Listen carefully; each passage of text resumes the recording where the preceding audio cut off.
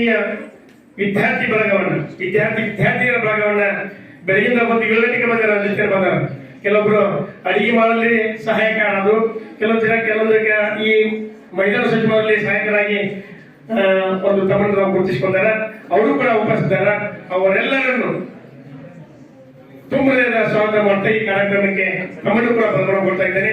ಅದೇ ರೀತಿಯಾಗಿ ಈ ಕಾರ್ಯಕ್ರಮಕ್ಕೆ ಎಲ್ಲ ಬಂದಂತ ವಿದ್ಯಾರ್ಥಿಗಳಿಗೆ, ವೇದಿಕೆ ಮೇಲೆ ಗಣ್ಯಮಾನ್ಯರಿಗೆ, ಊಟೋಪಚಾರ ಮತ್ತು ಚಾಲ ವ್ಯವಹಾರ ಮಾಡತಕ್ಕಂಥ ನಮ್ಮ ಬಿಸಿ ಊಟದ ಅಡಿಗೆ ಸಿಬ್ಬಂದಿಯವರು ಕೂಡ ಈ ಒಂದು ಕಾರ್ಯಕ್ರಮಕ್ಕೆ ತುಂಬಾ ಸ್ವಾಗತ ಬಯಸ್ತಾ ಇದ್ದೇನೆ.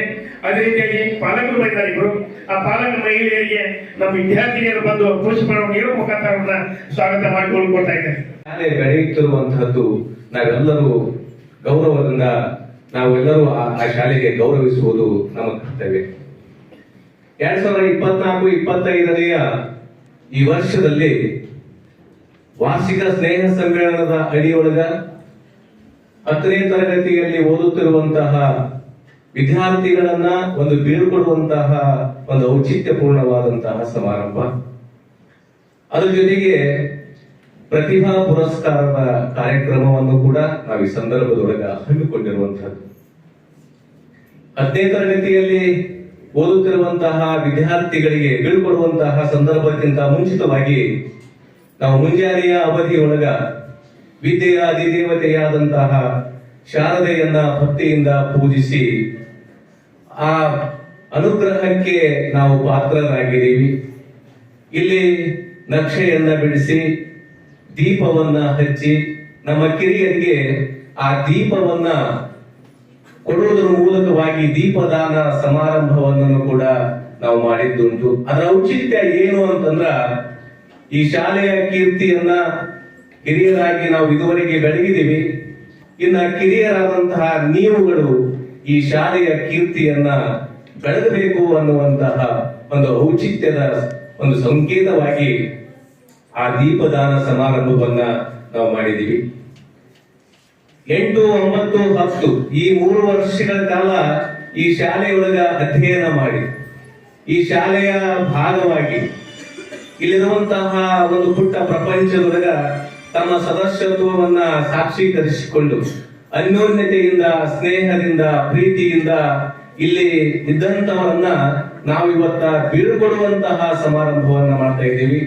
ಒಂದು ರೀತಿಯಾಗಿ ಅದು ನಮಗ ಸ್ವಲ್ಪ ದುಃಖವನ್ನ ಕೊಡುವಂತಹ ಸಂಗತಿ ಆದ್ರೂ ಕೂಡ ಒಬ್ಬ ಹೆಣ್ಣು ಮಗಳು ಗಂಡನ ಮನೆಗೆ ಹೋಗುವಾಗ ಯಾವ ರೀತಿಯಾಗಿ ತಂದೆ ತಾಯಿಗಳಿಗೆ ಸಂಕಟವಾಗುತ್ತೋ ಅದೇ ರೀತಿಯಾದಂತಹ ಸಂಕಟ ನಮಗಾದ್ರೂ ಕೂಡ ಆ ಮನೆಗೆ ಹೋಗುವುದರಿಂದ ಜೀವನದ ಸಾರ್ಥಕತೆಯನ್ನ ಪಡಿತಾರಲ್ಲ ಅನ್ನುವಂತಹ ಒಂದು ಸಂತೋಷವೂ ಕೂಡ ಅದರ ಜೊತೆಯೊಳಗೆ ಆಗುವಂಥದ್ದು. गणनायकाय गणदैवताय गणाध्यक्षाय धीमहि गुणशरीराय गुणमण्डिताय गुणेशानाय धीमहि गुणातीताय गुणाधीशाय गुणप्रविष्टाय धीमहि एकदन्ताय वक्रतुण्डाय ज्ञानान्तरात्मने गानोत्सुकाय गानमत्ताय गानोत्सुक मनसे.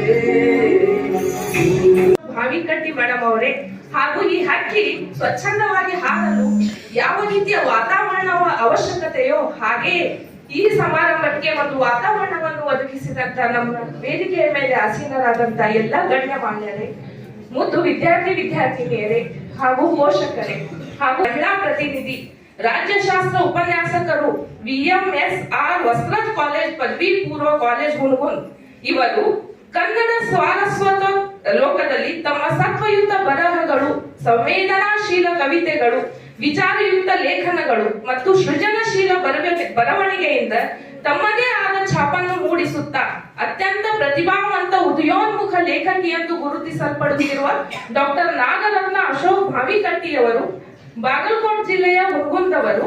ಹುಟ್ಟಿದ್ದು ಬೆಳೆದಿದ್ದು ಪದವಿ ಹಂತದವರೆಗಿನ ಶಿಕ್ಷಣ ಪಡೆದಿದ್ದು ಹುನಗುಂದದಲ್ಲಿಯೇ. ಇವರು ಅಪ್ಪಟ ಉತ್ತರ ಕನ್ನಡ ಹುನಗುಂದದ ವಿವ ಸಂಘದ VMSR ವಸ್ತ್ರ ಪದವಿ ಪೂರ್ವ ಕಾಲೇಜಿನಲ್ಲಿ ಸುಮಾರು 15 ವರ್ಷಗಳಿಂದ ರಾಜ್ಯಶಾಸ್ತ್ರ ಉಪನ್ಯಾಸಕರಾಗಿ ಸೇವೆ ಸಲ್ಲಿಸುತ್ತಿದ್ದಾರೆ. ರಾಜ್ಯಶಾಸ್ತ್ರ ಹಾಗೂ ಸಮಾಜಶಾಸ್ತ್ರ ವಿಷಯಗಳಲ್ಲಿ MA ಪದವಿ ಪಡೆದಿದ್ದು, ರಾಜ್ಯಶಾಸ್ತ್ರ ವಿಷಯದ ಮೇಲೆ ಮೂಲಭೂತ ಹಕ್ಕುಗಳು ಹಾಗೂ ರಾಜ್ಯ ನೀತಿ ನಿರ್ದೇಶಕ ತತ್ವಗಳ ತುಲನಾತ್ಮಕ ಅಧ್ಯಯನ ಕುರಿತು ಪ್ರಬಂಧ ಮಂಡಿಸಿ ಗೌರವ ಡಾಕ್ಟರೇಟ್ ಪಡೆದಿದ್ದಾರೆ. ಉತ್ತಮ ಉಪನ್ಯಾಸಕರಾದ ಇವರು ರಾಜ್ಯದ ಅನೇಕ ಕಡೆಗಳಲ್ಲಿ ಸಾಕಷ್ಟು ಉಪನ್ಯಾಸ ನೀಡಿದ್ದಾರೆ. ಅನೇಕ ತರಬೇತಿ ಶಿಬಿರಗಳಲ್ಲಿ ಸಂಪನ್ಮೂಲ ವ್ಯಕ್ತಿಯಾಗಿ ಭಾಗವಹಿಸಿದ್ದಾರೆ. ಸಾಹಿತ್ಯದಲ್ಲಿ ಅಪಾರ ಆಸಕ್ತಿ ಹೊಂದಿರುವ ಇವರು ತಮ್ಮ ಪ್ರಗತಿಪರ ಚಿಂತನೆಗಳಿಂದ, ಸೃಜನಾತ್ಮಕ ವಿಚಾರಧಾರೆಗಳಿಂದ, ಭಾವನಾತ್ಮಕ ಬರಹಗಳಿಂದ, ಸಂವೇದನಾಶೀಲ ಕವಿತೆಗಳಿಂದ, ಚೈತನ್ಯಶೀಲ ಬರವಣಿಗೆಯಿಂದ ನಾಡಿನಾದ್ಯಂತ ಹೆಸರುವಾಸಿಯಾಗಿ ಸಾಹಿತ್ಯ ಕ್ಷೇತ್ರದಲ್ಲಿ ಪ್ರವರ್ಧಮಾನಕ್ಕೆ ಬರುತ್ತಿರುವ ಅತ್ಯುತ್ತಮ ಬರಹಗಾರ್ತಿ. ತಮ್ಮ ಪ್ರಬುದ್ಧ ನುಡಿಗಳಿಂದ, ಸೌಜನ್ಯಶೀಲ ನಡೆಯಿಂದ, ಉತ್ತಮ ಕೃತಿಗಳಿಂದ ಸಾಹಿತ್ಯ ವಲಯದಲ್ಲಿ ಅಪಾರ ಜನಪ್ರಿಯತೆಯನ್ನು ಪಡೆಯುತ್ತಿರುವ ಇವರು ಒಬ್ಬ ವಿಶಿಷ್ಟ ಲೇಖಕಿ. ಇವರು ಈಗಾಗಲೇ ನೊನ್ನಡೆಯ ಬುದ್ಧ ಪ್ರಿಯ ಹಾಗೂ ಶೋಕ ರಾಹಿತ್ಯ ಎಂಬ ಕವನ ಸಂಕಲನಗಳು, ಜ್ಯೋತಿ ಮುಟ್ಟಿದ ಬುದ್ಧಿ ಜ್ಯೋತಿಯಾಗಿತ್ತು ಎಂಬ ಲೇಖನಗಳ ಸಂಗ್ರಹವನ್ನು ಹೊರತಂದಿದ್ದಾರೆ.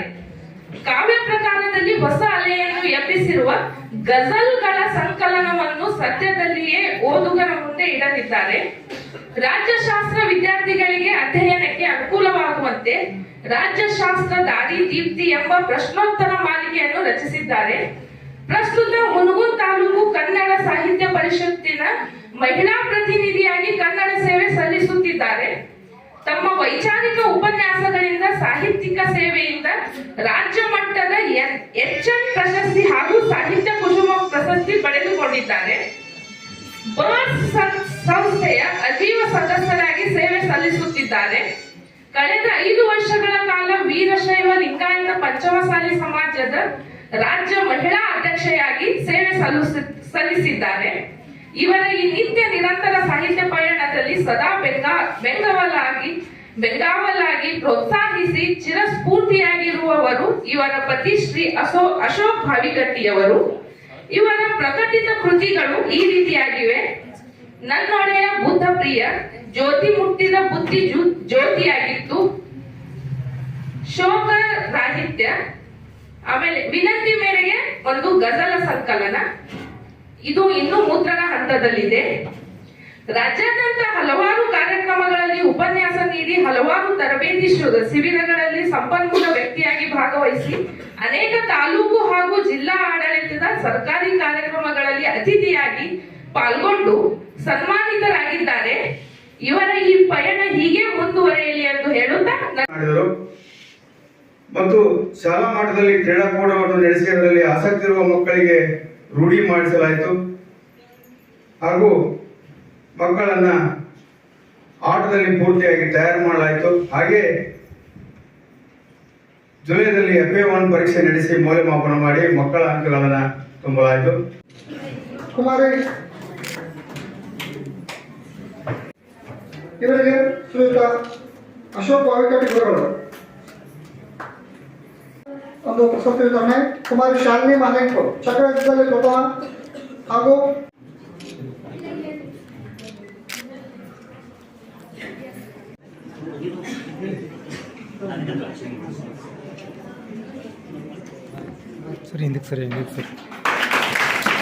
ಆದರ್ಶ ವಿದ್ಯಾರ್ಥಿ ನಮ್ಮ ಶಾಲೆಯ ಕೀರ್ತಿಯನ್ನ ಉತ್ತುಂಗಕ್ಕೆ ಎತ್ತರಿಸುತ್ತಾನೆಂಬ ವಿಶ್ವಾಸ ಹಾಗೂ ಇನ್ನುಳಿದಂತಹ ಇದ್ದೀವಿ.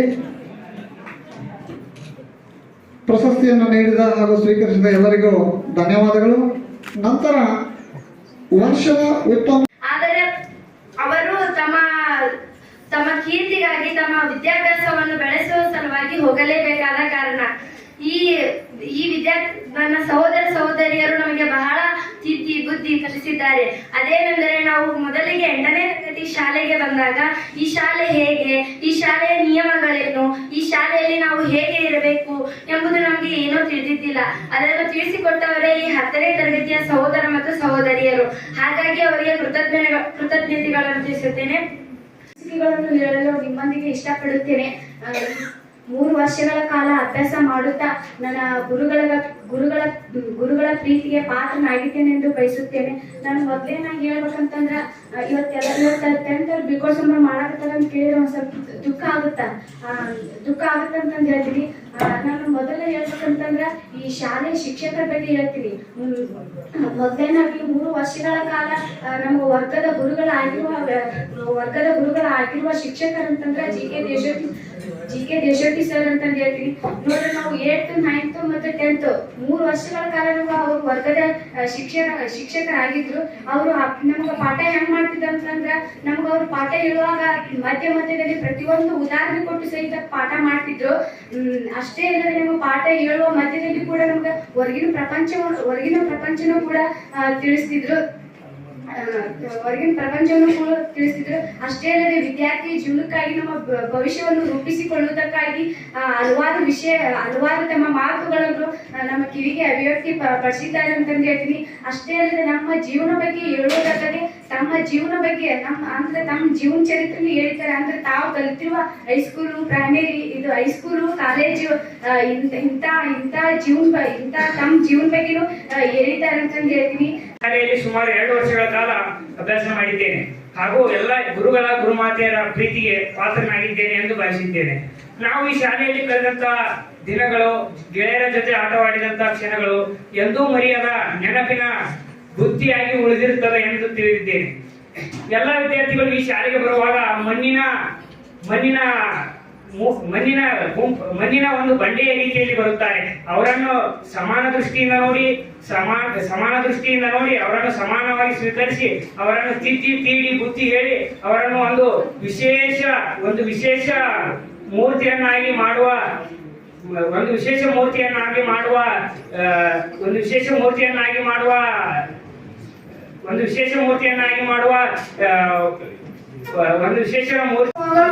ತನ್ನನ್ನು ತಾನೇ ಬಳಸಿಕೊಳ್ಳುತ್ತಾನೆ. ನಮ್ಮ ಪೋಷಕರು ನಮ್ಮ ಬಾಲ್ಯದ ಮೇಲೆ ಪ್ರಭಾವ ಬೀರಿದರೆ ನಮ್ಮ ಶಿಕ್ಷಕರು ನಮ್ಮ ಜೀವನಕ್ಕೆ ಬೇಕಾಗುವ ಬೆಳಕನ್ನು ಒದಗಿಸುವ ಉತ್ತಮ ಮಾರ್ಗಕ್ಕೆ ಕೊಂಡೊಯ್ಯುತ್ತಾರೆ. ನಮ್ಮ ಶಿಕ್ಷಕರು ನಾವು ತಪ್ಪು ಮಾಡಿದಾಗ ಶಿಕ್ಷೆ ಕೊಡುತ್ತಾರೆ. ಅವರು ಒಬ್ಬ ಗುರುಗಳಾಗಿ ನಮ್ಮ ಪೋಷಕರಂತೆ ಮತ್ತು ಗೆಳೆಯರಂತೆ ನಮಗೆ ಉತ್ತಮ ನಡತೆಯನ್ನು ಕಲಿಸಿಕೊಟ್ಟಿದ್ದಾರೆ. ನಮ್ಮ ಗುರುಗಳು ಪಾಠ ಹೇಳುವ ಜೊತೆಗೆ ನಮ್ಮ ಭವಿಷ್ಯವನ್ನು ನಿರ್ಮಾಣ ಮಾಡುವುದನ್ನು ಹೇಳಿಕೊಟ್ಟಿದ್ದಾರೆ. ನಮ್ಮ ಉತ್ತಮವಾದ ಭವಿಷ್ಯವನ್ನು ರೂಪಿಸುವುದು ನಮ್ಮ ಕೈಯಲ್ಲಿದೆ. ನಮ್ಮ ಪರೀಕ್ಷೆಯಲ್ಲಿ ಉತ್ತಮ ಅಂಕಗಳನ್ನು ತೆಗೆದುಕೊಳ್ಳುತ್ತೇನೆ ಎಂಬ ನಂಬಿಕೆಯೂ ನನಗಿದೆ.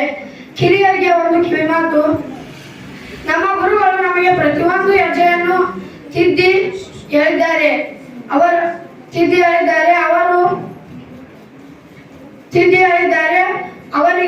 ಅವರಿಗೆ ನೀವು ಬಹಳ ಗೌರವಿಸಬೇಕು. ಅಂತ ಶಿಕ್ಷಕರು ಪಡೆಯಬೇಕೆಂದರೆ ನೀವು ಪುಣ್ಯ ಮಾಡಿರಬೇಕು. ನಮ್ಮ ಗೆಳೆಯರ ಬಗ್ಗೆ ಹೇಳುವುದಾದರೆ ರಕ್ತ ಹಂಚಿಕೊಂಡು ಹುಟ್ಟಿಲ್ಲ, ಆಸ್ತಿನೂ ಹಂಚಿಕೊಳ್ಳುವುದಿಲ್ಲ. ಆದರೆ ಕಷ್ಟ ಸುಖಗಳನ್ನು ಹಂಚಿಕೊಳ್ಳುವ ಸಂಬಂಧವೇ ಗೆಳೆತನ ಎನ್ನುವ ಹಾಗೆ ಸಹಕರಿಸುವ ಸ್ನೇಹ ನಮ್ಮದು. ಇಂಥ ಗೆಳೆಯರು ಇಂದು ದೂರವಾಗುತ್ತಾರೆ ಎಂದೇ ದುಃಖದ ಸಂಗತಿ. ಕೈ ಬಿಟ್ಟಿಲ್ಲ. ಹಿಂಗ್ ಮಾಡು ನೀ ಚೆನ್ನಾಗಿ ಓದು ಅಂತ ಹೇಳ್ಯಾರ. ಸಮಾಜದ ಬಗ್ಗೆ ಹೇಳ್ಬೇಕಂದ್ರೆ ನಮ್ ಮೊದಲಿದ್ದ ಸಮಾಜರು ಅವ್ರೊಂಥರ ಇವ್ರೊಂಥರ ಆಗ್ಬಿಟ್ಟಿದ್ರು. ಅವ್ರು ಮೊದಲಿದ್ದಾಗ ಒಂದ್ ಪ್ಯಾರ ಹೇಳಿದ ತಕ್ಷಣ ಕ್ವಶನ್ ಕೇಳ್ತಿದ್ರು. ಇವ್ರು ಸರ್ ಬಡ ಹೇಳ್ಬಿಡ್ತಿದ್ರು. ಇವ್ರು ಸರ್ ಏನ್ ನಿಮ್ಮ ತಂಬೂರುಗಳನ್ನ ಏನ್ ಹೇಳುದು ನಿಮ್ಗೆ ಅರ್ಥ ಆಗ್ತಿಲ್ಲ, ಎಲ್ಲರ ತಂಬೂರಿ ಬರ್ಸಕ್ ಹೋಗಿ ಟಿವ್ ಅಂತ ಬೈದ್ ಬಿಟ್ಟಿದ್ರು ಅವರು. ಯಾಕಂದ್ರೆ ಅವ್ರು ಹೇಳೋ ಪಾಠ ಅವ್ರು ಹೇಳೋ ಪಾಠಕ್ಕೆ ನಾವು ಹಚ್ಕೊಂಡ್ಬಿಟ್ಟಿದ್ವಿ. ಇವ್ರು ಹೇಳೋದಕ್ಕೇನೋ ಸ್ವಲ್ಪ ಅರ್ಥ ಆಗಿದ್ದಿಲ್ಲ. ಈ 10th 9th ಬಂದಿ ನಂಗ ಅವ್ರ ಸರ್ ಭಾಳ ಅವ್ರ ಜೊತೆ ಮಾತಾಡ್ಬೇಕಂತ ಆಸೆ ಇತ್ತು. ಅವ್ರ ಸರ್ ನಮ್ಗೆ ಮಾತಾಡ್ಸಿದ್ದೇ ಇಲ್ಲ. ಯಾಕಂದ್ರ ಅವ್ರು ಫಸ್ಟ್ಗೆ ಅವಾಗ ಬಂದಿದ್ರು. ನಮ್ಗ ಅವ್ರಿಗೆ ಭಾಳ ಸರಿ ನಮಸ್ತೆ ರೀ ಅಂತಂದು ಅಷ್ಟ ಅಂತಿದ್ವಿ. ಇವ್ರು ಸರ್ ಮಾತಾಡ್ಸೋಲ್ರಲ್ಲ ಅಂತ ಭಾಳ ಅನಿಸ್ತಿತ್ತು. ಒಂದ್ ದಿವಸ ಸರಿ ನಮಸ್ತೆ ರೀ ಅಂತಂದೆ. ಅವ್ರು ಬುತ್ತಿ ತಂದಿದ್ದಿಲ್ಲ. ಸರ್ ಈ ಬುತ್ತಿ ತಗೊಂಬಂದಿಲ್ಲಲ್ರಿ ಅಂತಂದೆ. ಆನಂದ ತತ್ತ ಅಂತ ಬಿಟ್ಟಿ ನೋಡುವ ಅಂತ ನನ್ನ ಹೆಸರು ಕರೆದ್ರಲ್ಲ ಸರ್ ಅಂತ ನಂಗೆ ಭಾಳ ಖುಷಿ ಆಗ್ಬಿಡ್ತು. ನೆಕ್ಸ್ಟ್ ಹಿಂದಿ ಸರ್ ಬಗ್ಗೆ ಹೇಳ್ಬೇಕಂದ್ರ ಅವ್ರು ಫುಲ್ ಫ್ರೀಡಮ್ ಆಗಿ ಫ್ರೆಂಡ್ಲಿ ಆಗಿರ್ತಾರೆ ಎಲ್ಲಾರ ಜೊತೆನು. ಇದಾಗ ಕ್ವಶನ್ ಬರ್ತಾವ ಅಂತ ಎಕ್ಸಾಮ್ ಎಲ್ಲ ಹೇಳ್ತಾರ, ಚೆನ್ನಾಗಿ ಓದ್ರಿ ಅಂತ ಹೇಳ್ತಾರ. ನೆಕ್ಸ್ಟ್ ಇಂಗ್ಲೀಷ್ ಸರ್ ಬಗ್ಗೆ ಹೇಳ್ಬೇಕಂದ್ರೆ ನಮ್ದು ಅರ್ಧವಾರ್ಷಿಕಿದ್ದಾಗ ಅವ್ರ ಸರ್ ಬಂದಾರ. ಅವ್ರ ಸರ್ ನೋಡಿದ್ರಂತ ಫುಲ್ ಅಂಜಿ ಬಿಡ್ತಿದ್ದೆ ನಾನು. ಇಂಗ್ಲೀಷ್ ಕನ್ನಡ ಯಾವೇನವ ಯವ್ವ ಅಂತ ಫುಲ್ ಅಂಜಿ ಬಿಡ್ತಿದ್ದೆ. ಅವ್ರ ಸರ್ ನೋಡಿದ್ರೆ ಗಂಜಿಗೆ ಬಂದ್ಬಿಡ್ತಿತ್ತು. 9th ಇದ್ದಾಗ ನಾನು ಇಂಗ್ಲಿಷ್ ಒಳಗೆ ಫುಲ್ ವೀಕ್ ಇದೆ. ಏನ್ ಈ 10th ಬಂದಿಂದ ಒಂದು ತಿಂಗಳು ಜೂನ್ ಒಳಗೆ ಅವರು ಎಷ್ಟು ಚೆನ್ನಾಗಿ ಆಕ್ಟಿವಿಟಿ ಮಾಡ್ಸಕತ್ರು. ಚಾಕ್ಲೇಟಿನ ಆಸೆ ಹಚ್ಚಿದ್ರು ಸರ್. ಈ ಚಾಕ್ಲೇಟ್ ಕೊಟ್ಟು ಆಕ್ಟಿವಿಟಿ ಮಾಡ್ಸಕತ್ರು. ಅವಾಗಿಂದ ಅವ್ರ ಸರ್ ಜೊತೆ ಚೆನ್ನಾಗಿ ಮಾತಾಡಿದ್ವಿ ನಾವು. ಕನ್ನಡ ಮತ್ತು ಹಿಂದಿ ಶಿಕ್ಷಕರಿಗೆ ನನ್ನ ವಂದನೆಗಳು. ನಮ್ಮ ಭಾಷೆಯನ್ನು ಪ್ರೀತಿಸು, ಬೇರೆ ಭಾಷೆಯನ್ನು ಗೌರವಿಸು ಎಂದು ಹೇಳಿಕೊಟ್ಟ ನಮ್ಮ ಇಂಗ್ಲಿಷ್ ಶಿಕ್ಷಕರಿಗೆ ವಂದನೆಗಳು. ಕಳೆದು ಹೋಗಿದ್ದಕ್ಕೆ ಹೊರಡಬೇಡ, ಗಳಿಸುವಾಗ ಮರೆಯಬೇಡ ಎಂದು ತಿಳಿ ಹೇಳಿದ ನಮ್ಮ ಗಣಿತ ಶಿಕ್ಷಕರಿಗೆ ನನ್ನ ವಂದನೆಗಳು. ಇತಿಹಾಸವನ್ನು ತಿಳಿಯದವನು ಇತಿಹಾಸ ಸೃಷ್ಟಿಸಲಾರನು ಮಕ್ಕಳೇ ಎಂದು ತಿಳುವಳಿಕೆ ನೀಡಿದ ನಮ್ಮ ಸಮಾಜ ಶಿಕ್ಷಕರಿಗೆ ನನ್ನ ವಂದನೆಗಳನ್ನು ತಿಳಿಸುತ್ತೇನೆ. ಧನ್ಯವಾದಗಳು. ಇದೀಗ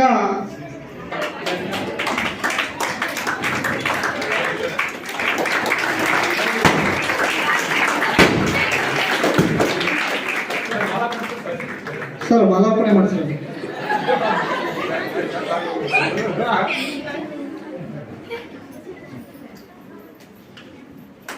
ಎಲ್ಲರೂ ಚಪ್ಪಾಳೆ ತಟ್ಟುವ ಮೂಲಕ 2024-25ನೇ ಮಕ್ಕಳನ್ನ ಬೆಳ್ಕೊಡೋದು. ಕಾರಣ ಇಷ್ಟೇ, ಅವ್ರ ಜೊತೆ ನಾವು ಬಹಳ ಒಡನಾಡಿತ್ತು. ಕಾರಣ ನಾನು 2021ಕ್ಕೆ ಇಲ್ಲಿ ಬಂದೆ.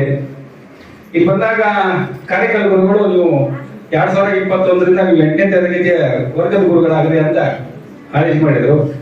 ಅವತ್ತಿಂದ 8, 9, 10ನೇ ತರಗತಿಯ ವಿದ್ಯಾರ್ಥಿ ಕನ್ನಡ ಪಾಠವನ್ನ ನಾನು ಮಾಡಿ ಆ ಕನ್ನಡ ಪಾಠ ಎಷ್ಟು ಮಾಡೀನಿ, ಯಾವ ರೀತಿ ಮಾಡೀನಿ ಅನ್ನೋದನ್ನ ನಾನು ಅದನ್ನ ನೋಡ್ಬೇಕಾಗಿತ್ತಪ್ಪ ಅಂತಂದ್ರೆ ಮುಂದೆ ಬರುವಂತ ವಾರ್ಷಿಕ ಪರೀಕ್ಷೆಯಲ್ಲಿ ಎಲ್ಲಾ ವಿದ್ಯಾರ್ಥಿಗಳು 125 125 ತಗೊಂಡಾಗ ಮಾತ್ರ ನನ್ನ ಸಾಧನೆಗೆ ಒಂದು ಬೆಲೆ ಬರ್ತದೆ.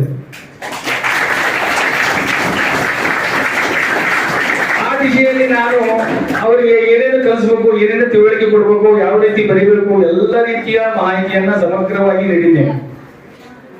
ಅವರೇನಾದ್ರೂ ನಾನು ಹೇಳಿದಂಗ ಈ ಕೆಲಸ ಕಾರ್ಯಗಳನ್ನ ಮಾಡಿದ್ರಂದ್ರೆ ಕನ್ನಡ ವಿಷಯದಲ್ಲಿ ಎಲ್ಲರೂ ಹೆಚ್ಚಿನ ಅಂಕಗಳನ್ನು ಪಡಿತಾರೆ.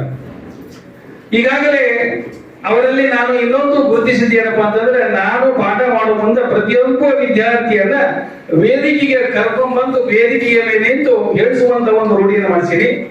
ಅದರ ಒಂದು ಪ್ರತಿಫಲ ಏನಪ್ಪಾ ಅಂತಂದ್ರೆ, ಇಲ್ಲಿಯವರೆಗೆ ಮಾತನಾಡಿದಂತ ವಿದ್ಯಾರ್ಥಿಗಳ ಎಷ್ಟು ಸುಂದರವಾಗಿ ಸುಲಲಿತವಾಗಿ ಮಾತಾಡಿದಪ್ಪ ನೋಡಿದನ ನನಗೆ ಬಹಳ ಹೆಮ್ಮೆ ಹಚ್ಚಿಬಿಡ್ತು. ನಾನು ಒಂದು ಬಿತ್ತಿದಂತ ಬೀಜ ಇವತ್ತು ಫಲ ಕೊಡಕತ್ತೈತೆ ಅಂತ. ಇದೇ ರೀತಿಯಾಗಿ ನಿಮ್ಮ ಈ 10ನೇ ತರಗತಿ ವಿದ್ಯಾರ್ಥಿಗಳಿಗೆ ಹೇಳುವುದೇನಪ್ಪ ಅಂತಂದ್ರೆ, ಎಲ್ಲರೂ ಚೆನ್ನಾಗಿ ಓದಿ ನಿಮ್ಮ ಮುಂದಿನ ಜೀವನವನ್ನ ನೋಡ್ಕೊಳ್ಳಿ. ಪರೀಕ್ಷೆ ಒಂದು ಹಬ್ಬವನ್ನಾಗಿ ಆಚರಿಸಿರಿ. ಬಹಳ ಸಂತೋಷ ಸಡಗರದಿಂದ ಅದನ್ನ ಸಂಭ್ರಮಿಸಿ ಪರೀಕ್ಷೆಯನ್ನ ಬರೀರಿ. ಉತ್ತೀರ್ಣರಾಗಿ ನಿಮ್ಮ ಮುಂದಿನ ಜೀವನ ಯಶಸ್ವಿಯಾಗಲಿ ಹಾಗೂ ಉತ್ತಮವಾಗಲಿ ಅಂತ ಹಾರೈಸುತ್ತಾ, ಜೊತೆಗೆ ವಿಶೇಷ ಅನ್ಸುತ್ತಾ, ಸಂಭ್ರಮ ಅನ್ಸುತ್ತೆ. ಒಂದಿಷ್ಟರಿಂದ ವಿದ್ಯಾರ್ಥಿಗಳು ಭಾಷಣ ಮಾಡೋದಲ್ಲಿ ಅವ್ರ ಆಕ್ಟಿವಿಟೀಸ್ ಆಗಲಿ ಭಾಳ ಆನಂದ ಅನಿಸ್ತು. ಈಗ ಒಂದು ದಿವಸ ಸರ್ ಹೇಳಿದರು, ಒಂದು ಮಹತ್ವದ ಒಂದು ವಿಶೇಷ ಹೇಳಿದರು ಅವರು. ನಾವು ಹೇಳ್ದಂಗೆ ಕೇಳಿದ್ರೆ ಇಷ್ಟೇ ಅಂಕ ಪಡಿಬೇಕು ಅನ್ನುವಂಥದ್ದು ಅದೊಂದು ಒಳ್ಳೆಯದಲ್ಲ. ಅದೇ ರೀತಿಯಿಂದ 100ಕ್ಕೆ 125ಕ್ಕೆ 125 ಮಾರ್ಕ್ಸ್ ಬಹುಮಾನ ತಗೊಂಡಂಥ ವಿದ್ಯಾರ್ಥಿಗಳು ಅದಾದ್ರೆ ಈ ಒಂದು ಕಾರ್ಯಕ್ರಮದ ಇಷ್ಟೊಂದು ವಿಶಾಲವಾಗಿ ಬೆಳಿಬೇಕಾದಂದ್ರೆ ನಮ್ಮ ಹೆಸರು ಕಾಶ್ಯಪ್ನವರು ಆಶೀರ್ವಾದಿ ನಮ್ಮ 4 ಹಳ್ಳಿಗೆ. ಯಾಕಂತಂದ್ರೆ ಇವತ್ತು ಅವ್ರಿಲ್ಲ, ಅವ್ರ ಹೆಸರನ್ನ ಅವ್ರು ಹೇಳ್ಬೇಕಾದ್ರೆ. ಯಾಕೆ ಹೇಳ್ಬೇಕಂತಂದ್ರೆ ಈ ಹೈಸ್ಕೂಲು ನಮ್ಮಲ್ಲಿ ಇದ್ದಿಲ್ಲ, ಬೇರೆ ಕಡೆ ಇತ್ತು. ನಾನು ಹಂಗ ಸಂಕ್ಷಿಪ್ತ ಅಷ್ಟೇ ಇತ್ತು, ಹೆಚ್ಚಿಗಿಲ್ಲ. ಆದ್ರೆ ನಾಳೆಗೆ ಮಲ್ಲಪ್ಪನ ಮಾದೇಶನ ಬಂದು ಭೇಟಿಯಾಗ ಇಲ್ಲ ಅಂತ 2-3 ದಿವಸ ಬಿಟ್ಟು ನಲ್ಗೊಡಪ್ಪ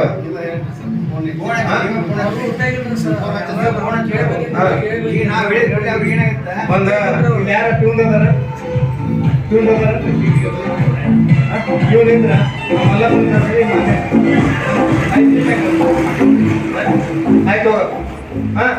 ಸಲ್ಲಿಸಬೇಕು, ಸಾಧಿಸಬೇಕು ಅನ್ನುವಂತಹ ಒಂದು ಛಲದಿಂದ, ಒಂದು ಆಶಯದಿಂದ ಇಲ್ಲಿ ಆಗಮಿಸಿ ಕೂತಿರ್ತಕ್ಕಂತಹ ನನ್ನೆಲ್ಲ ವಿದ್ಯಾರ್ಥಿಗಳಿಗೆ ಶಿಕ್ಷಕ ಹಾಗೂ ಶಿಕ್ಷಕರೇತರ ವೃಂದದವರೇ, ತಮ್ಮೆಲ್ಲರಿಗೂ ನನ್ನ ಶರಣಾರ್ಥಿಗಳು. ನಾನಿಲ್ಲಿ ಒಂದು ಅಂಶವನ್ನ ಫಸ್ಟ್ ನಿಮಗೆ ಹೇಳ್ತೀನಿ. ವಿದ್ಯಾರ್ಥಿಗಳೇ, ನೀವು ಎಲ್ಲರೂ ಇಷ್ಟು ಜನ ಇಲ್ಲಿ ಕೂತೀರಿ. ನಿಮ್ಮ ಜೊತೆ ಯಾರು ಕೂತಾಳ ಅಂದ್ರೆ ನೀವು ಹೇಳ್ಬೋದು, ಈ ಕಡೆ ನಮ್ಮ ಫ್ರೆಂಡ್ ಈಕಿ ಕೂತಾಳ, ಈ ಕಡೆ ನಮ್ಮ ಫ್ರೆಂಡ್ ಈಕಿ ಕೂತಾಳ ಅಂತ ಹೇಳ್ಬೋದು ಅಲ್ಲ. ಆದ್ರೆ ನೀವೇನ್ ಕೂತಿರಲ್ಲ, ನಿಮ್ಮ ಜೊತೆ ನಿಮ್ಮ ಫ್ರೆಂಡ್ಸ್ ಅಷ್ಟ ಕೂತಿಲ್ಲ. ಅವ್ರು ಈಗ ಕುಂದರ್ತಾರ, ಮತ್ತೆ ಕಾರ್ಯಕ್ರಮ ಮುಗಿದ ತಕ್ಷಣ ನೀವೆಲ್ಲೋ ಅವರೆಲ್ಲೋ. ಆದ್ರೆ ಯಾವಾಗಲೂ ನಿಮ್ಮ ಜೊತೆ ಇರೋರು ಯಾರು ಅಂತ ತಿಳ್ಕೊಂಡು ಹೇಳಿದ್ರ, ನಿಮ್ಮ ಆಶಯಗಳು, ನಿಮ್ಮ ಗುರಿಗಳು, ನಿಮ್ಮ ಪಾಲಕರ ಅಪೇಕ್ಷೆಗಳು, ನಿಮ್ಮ ಶಿಕ್ಷಕರ ಕನಸುಗಳು, ನಿಮ್ಮ ಕನಸುಗಳು, ಇವು ಎಲ್ಲವೂ ನೀವು ಸಾಧಿಸಬೇಕಾದಂತಹ ಸಾಧನೆಗಳು, ಇವು ಎಲ್ಲ ನಿಮ್ಮ ಗುರಿಯನ್ನ ತಲುಪತಕ್ಕಂತಹ, ನಿಮ್ಮ ಶಿಕ್ಷಕರ ನಿರೀಕ್ಷೆಯ ಮಟ್ಟವನ್ನ ನೀವು ಮುಟ್ತಕ್ಕಂತಹ ಒಂದು ಪ್ರಯತ್ನ ಮಾಡ್ಬೇಕಾದವ್ರು ಯಾರು ವಿದ್ಯಾರ್ಥಿಗಳೇ ಅಂತ ಹೇಳಿದ್ರ, ಯಾರು ಮಾಡ್ಬೇಕು ಹೇಳ್ರಿ? ನೀವೇ ಮಾಡ್ಬೇಕು. ನೀವೇ ಮಾಡ್ಬೇಕು ಅನ್ನುವಂಥದ್ದು ನಿಮ್ಮ ಗಮನದೊಳಗಿರ್ಲಿ ಅಂತ. ಅದಕ್ಕೆ ವಿವೇಕಾನಂದರು ಒಂದು ಮಾತು ಹೇಳ್ತಾರೆ. ಏನಂತ ಹೇಳಿದ್ರೆ, ಪ್ರತಿಯೊಬ್ಬ ವಿದ್ಯಾರ್ಥಿಗಳಲ್ಲಿ ಅನ್ನೋದಕ್ಕಿಂತ ಪ್ರತಿಯೊಬ್ಬ ವ್ಯಕ್ತಿಯಲ್ಲಿಯೂ ಅವನದೇ ಆದಂತಹ ಒಂದು ಗುರಿ ಇರ್ತೈತೆ ಅಂತ. ಆ ಗುರಿಯ ಅರಿವನ್ನು ಮೂಡಿಸೋ ಯಾರು ಅಂತ ಹೇಳಿದ್ರೆ ಗುರು ಅಂತ ಹೇಳ್ತಾರೆ.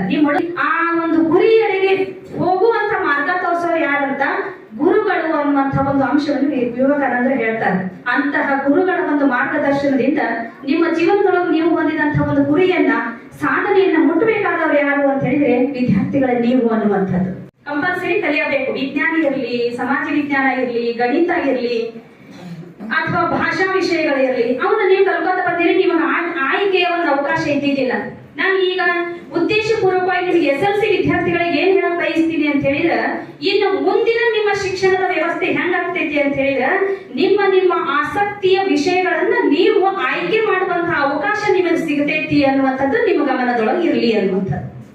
ಯಾಕಂತ ತಿಳ್ಕೊಂಡು ಹೇಳಿದ್ರ, ವಿದ್ಯಾರ್ಥಿಗಳೇ, ನೀವೆಲ್ಲರೂ ಎಷ್ಟು ಜನ ಕೂತಿರಲ್ಲ, ನಿಮ್ಗೆ ಎಲ್ಲಾರ ವಿಚಾರಗಳು, ಎಲ್ಲಾರ ಆಸಕ್ತಿಗಳು, ಎಲ್ಲಾರ ಒಂದು ಆಕ್ಟಿವಿಟೀಸ್ ಒಂದೇ ರೀತಿ ಐತೇನು ಅಂತ ಹೇಳಿದ್ರ, ಸೇಮ್ ಅದೇನು ಅಂತ ಹೇಳಿದ್ರ ಅಲ್ಲ, ನೋಡಕ ಅಲ್ಲ. ನಿಮ್ಮ ವಿಚಾರಗಳು, ನೀವು ಸಾಧಿಸುವಂತಹ ಸಾಧನೆಗಳು, ನೀವು ಹೊಂದಿದಂತಹ ವಿಶೇಷವಾದಂತಹ ಆಸಕ್ತಿಗಳು ಒಂದೇ ರೀತಿ ಅದಾವನ ಅಂತಂದ್ರ ಇಲ್ಲ, ಹೌದಿಲ್ಲ? ಎಕ್ಸಾಂಪಲ್ ಅಂತ ಹೇಳಿದ್ರ, ಇಲ್ಲೊಂದು ಗುಲಾಬಿ ಹೂವು ಐತಿ ಸದ್, ಹೌದಾ? ಇದೇನು ಗುಲಾಬಿ ಹೂವು. ಈ ಗುಲಾಬಿ ಹೂವಿನ ಇಡ್ತೀನಿ. ಈ ಗುಲಾಬಿ ಹೂವಿನ ಬಗ್ಗೆ ವಿದ್ಯಾರ್ಥಿಗಳಲ್ಲಿ ನಿಮಗ ಈ ಗುಲಾಬಿ ಹೂವು ನೋಡಿದ್ರೆ ಏನ್ ಅನಿಸ್ತೈತಿ ಅಂತ ಕೇಳಿದ್ರ, ಎಲ್ಲಾರು ಒಂದೇ ರೀತಿ ಅಭಿಪ್ರಾಯ ಹೇಳ್ತೀರೇನು? ಈ ಗುಲಾಬಿ ಹೂವಿನ ಬಗ್ಗೆ ಎಲ್ಲಾರು ಒಂದೇ ರೀತಿ ಅಭಿಪ್ರಾಯ ಹೇಳ್ತೀರೇನ ಅಂದ್ರೆ ಇಲ್ಲ, ಬೇರೆ ಬೇರೆ ರೀತಿಯಾದಂತಹ ವಿಚಾರಗಳನ್ನು ಹೇಳ್ತೀರಿ.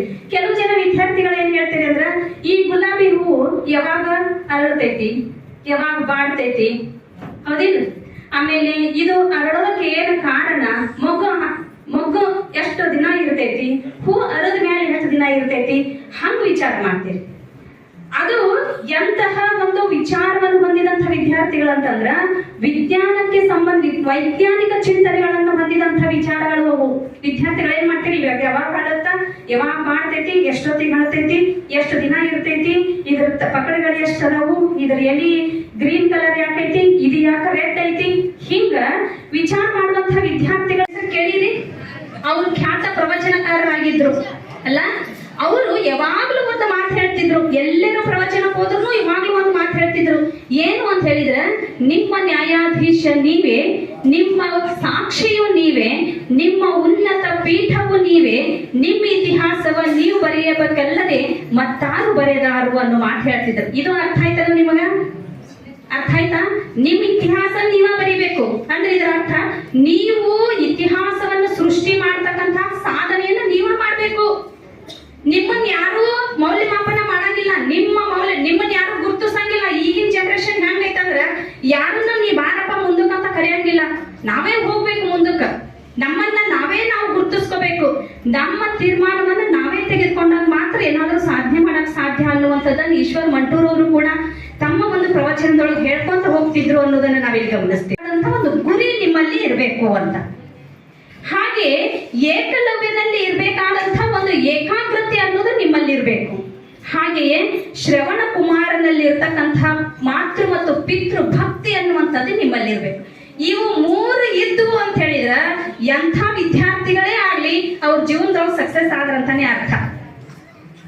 ಅರ್ಜುನನ ಗುರಿ ಇರಬೇಕು ಅಂತ ಹೇಳ್ತೀವಿ. ಅರ್ಜುನನ ಗುರಿನ ಅಂತ ನಾವು ಯಾಕೆ ಅರ್ಜುನನಿಗೆ ಎಕ್ಸಾಂಪಲ್ ಕೊಡ್ತೀವಿ ಅಂತ ಹೇಳಿದ್ರೆ, ನಿಮ್ಗೆ ಗೊತ್ತಿರ್ಬೋದು ವಿದ್ಯಾರ್ಥಿಗಳಿಗೆ, ಮಹಾಭಾರತದ ಕಥೆಗಳು ಇಲ್ಲಿ ಕೌರವರು ಮತ್ತು ಪಾಂಡವರಿಗೆ ದ್ರೋಣಾಚಾರ್ಯರು ವಿದ್ಯಾಭ್ಯಾಸ ಹೇಳ್ಕೊಡುವಾಗ ಅವರು ದ್ರೋಣಾಚಾರ್ಯರು ಎಲ್ಲಾ ಗುರಿಯನ್ನ ಪರೀಕ್ಷೆ ಮಾಡ್ಬೇಕಂತ ತಿಳ್ಕೊಂಡು ಏನ್ ಮಾಡಿದ್ರಂತ, ಒಂದು ಗಿಡದೊಳಗ ಒಂದು ಗಿಳಿಯ ಗೊಂಬೆಯನ್ನ ಗಿಡದ ಒಂದು ನಡುವೆ ಇಟ್ರು, ಎಲೆಗಳ ಮರಿಯೊಳಗೆ ಒಂದು ಗಿಳಿಯನ್ನ ಇಟ್ರು.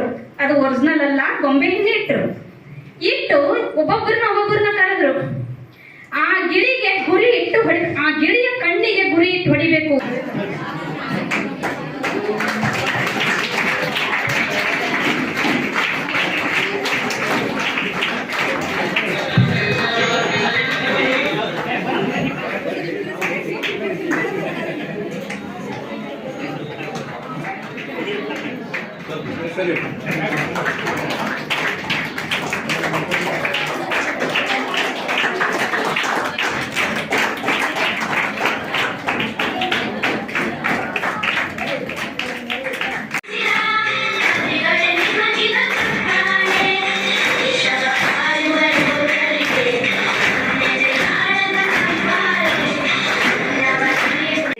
ದೇವಶೆಟ್ಟಿ ಸರ್ ಅವರು ಸೇವೆಯನ್ನು ಸಲ್ಲಿಸ್ತಾ ಇದ್ದು, ಅವರ ಒಂದು ಸೇವೆ ಅತ್ಯಂತ ಉತ್ತಮವಾಗಿರ್ತಾ ಇದೆ. ಅದರ ಜೊತೆಗೆ SSLC ಪರೀಕ್ಷೆಯಲ್ಲಿ ಸತತ 3 ವರ್ಷಗಳಿಂದ 125 ಅಂಕಗಳಿಗೆ 125 ಅಂಕಗಳನ್ನು ಗಳಿಸುವಂತೆ ಮಾಡುವಲ್ಲಿ ಪ್ರಮುಖ ಸಾಧನೆಯನ್ನ ಮಾಡಿದ್ದಕ್ಕಾಗಿ ನಾನು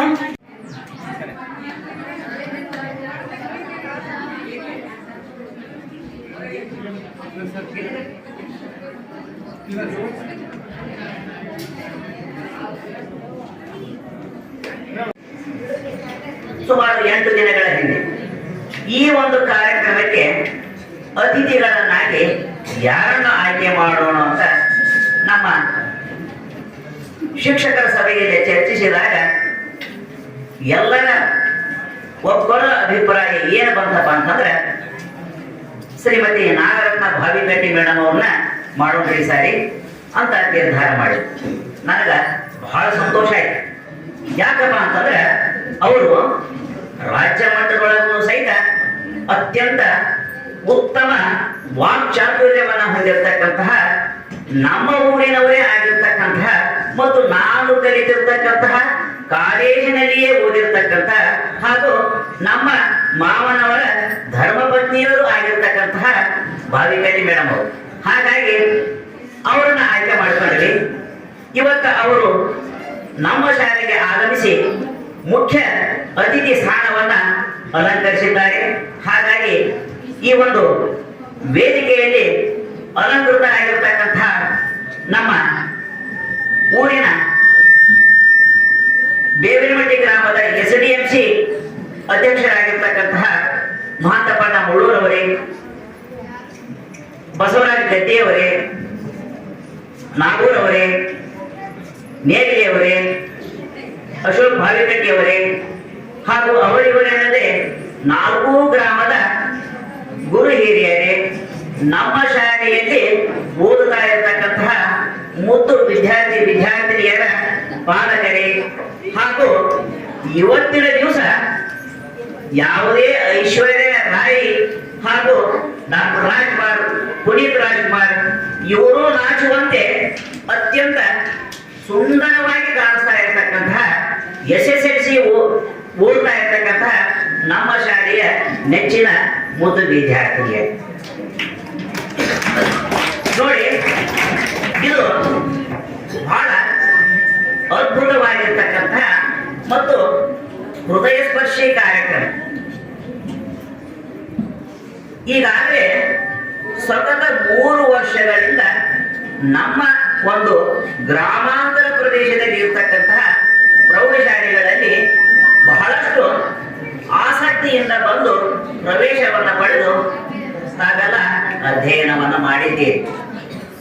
ನಮ್ಮ ಶಾಲೆಯಲ್ಲಿ ಎಲ್ಲಾ ವಿಷಯದ ಶಿಕ್ಷಕರು ಬಹಳಷ್ಟು ಆಸಕ್ತಿಯಿಂದ ಪಾಠವನ್ನ ಮಾಡ್ತಾರೆ.